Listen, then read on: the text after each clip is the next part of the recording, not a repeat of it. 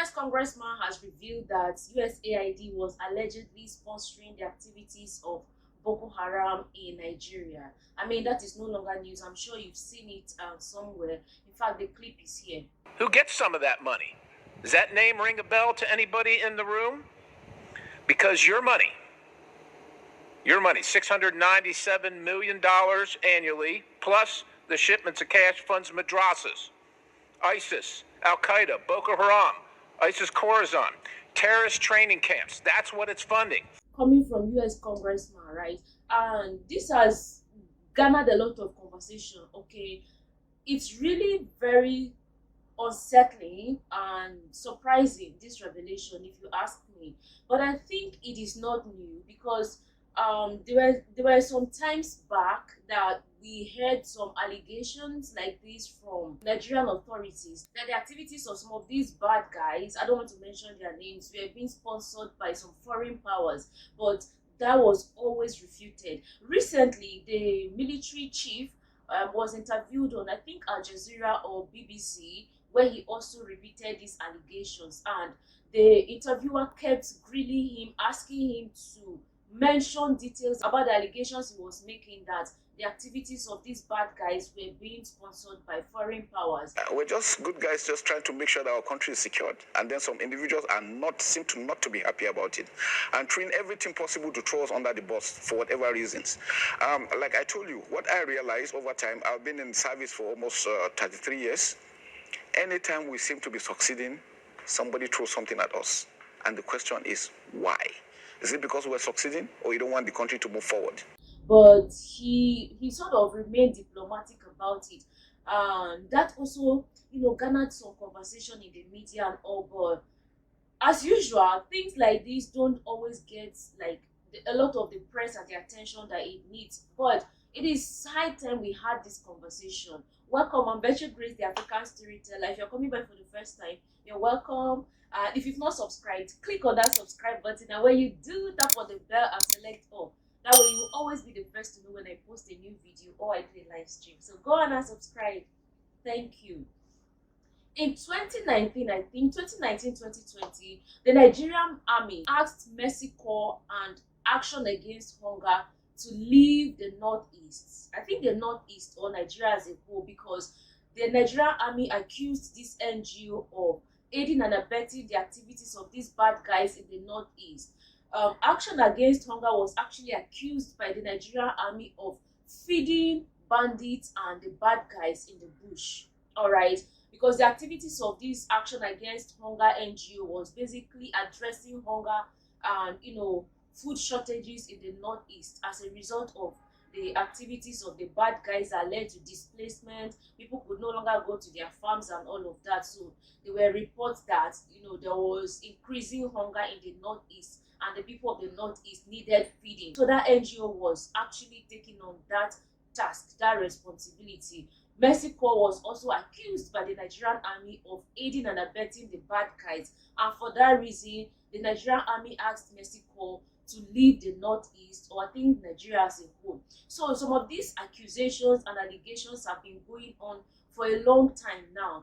But as a people, as Nigerians, we've not really had any concrete actions or reports from the relevant authorities updating us on what decisive actions have been taken or investigations that have been done into these allegations and claims to get to the root cause of the problem that has bedeviled Nigeria for a very long time now. Sometime in 2005 or the 2000s, mid-2000s, we got reports of the kidnap of Chibok girls in the Northeast in Borno State, and that was like the most devastating thing ever. That was during President Obama's presidency in the US, and the media went agog with this report. Somehow, some of the girls were rescued, some were not, and some of those who were rescued, according to reports, were given scholarships to go study, in the US and have a new life in the US. But the unfortunate ones who could not be,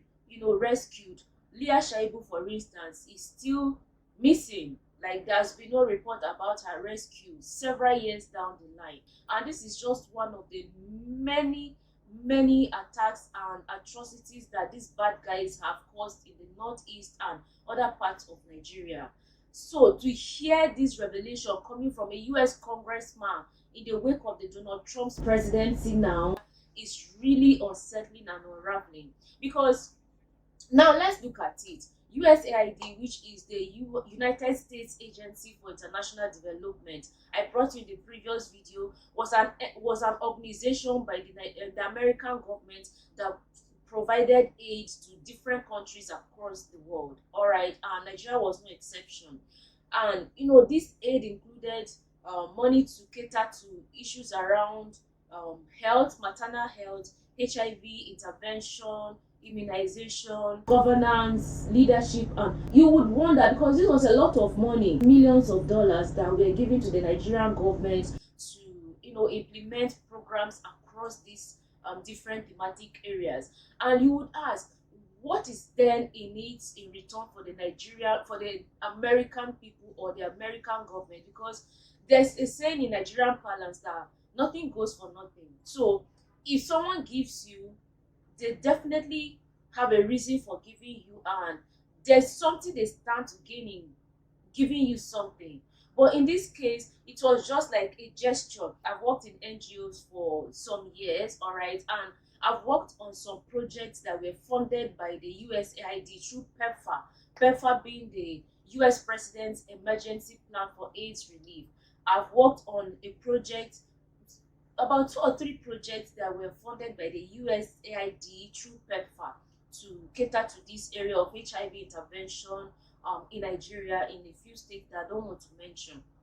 I know it should be a lot of money, and now that Donald Trump has cancelled the USAID as a government agency and has stopped funding to African countries, some people were making fun in the media that when you were working at USAID, you were not even answering your call. And it is true. Like, those of us who have worked in the NGO space, we know it was a lot of money, and those who were fortunate enough to be employed to work in USAID or organizations that were closely affiliated to USAID and like receiving funding from USAID were big boys and girls. They were paid good money. Like, NGO became something that almost everyone was clamoring to enter because the pay was good. And then you would ask, what is there in it then for the American people or the American government? As an NGO staff, all right, when we received funding to implement projects in the communities that we were working in, some of the things that we were required to collect were data from the communities or the people we were serving. All right, and you know that data is money. Data about personal names, home addresses.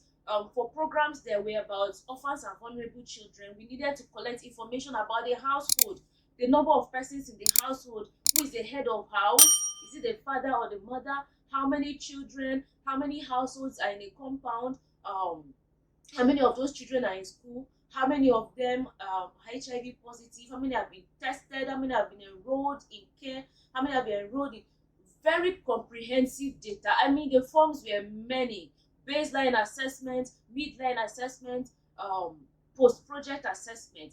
And when you look at this on the surface level, they meant no harm. I mean, they're giving you money, they need to know what you are using their money to do, right? But now let's look at it on the flip side.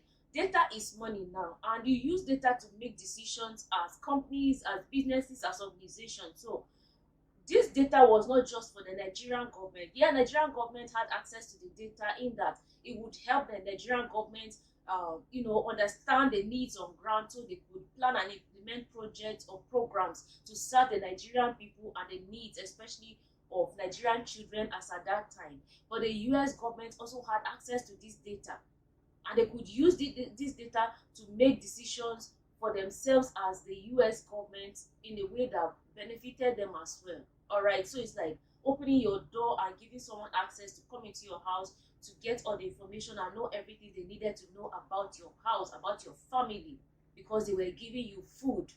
That was like the situation. All right, and I worked for some years, and along the way, when I started hearing a lot of things and all of that, And then with the COVID pandemic that happened, I decided to resign from NGO work and just pursue my passion, which is telling African stories the way I'm doing now.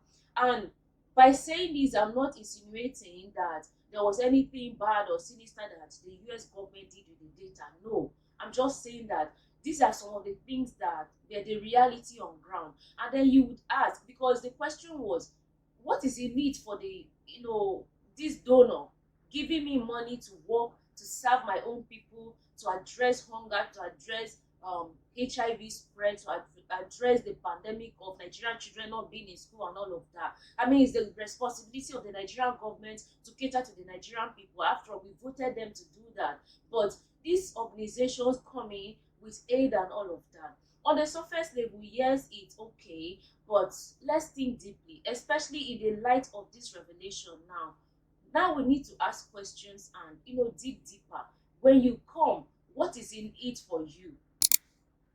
And I'm not saying all organizations are bad, but there have been some of these accusations across different countries in Africa. Kenya, for instance, accused the WHO, World Health Organization, of immunizing Kenyan women with, sterilization, immunization, and all of that. And for that reason, the Kenyan government is reportedly withdrawing from the World Health Organization. They said that at some point, Kenyan women of reproductive age were being immunized for something, and that has now allegedly led to the sterilization of Kenyan women and is leading to decline in the birth rates in Kenya. Yes, we have needs in Africa, needs in the areas of education, healthcare, technology, governance, leadership, but these should be responsibilities that as a people, as Africans, Nigerians, Kenyans, Ghanaians, Congolese, Sudanese, we should be able to cater for ourselves and address these issues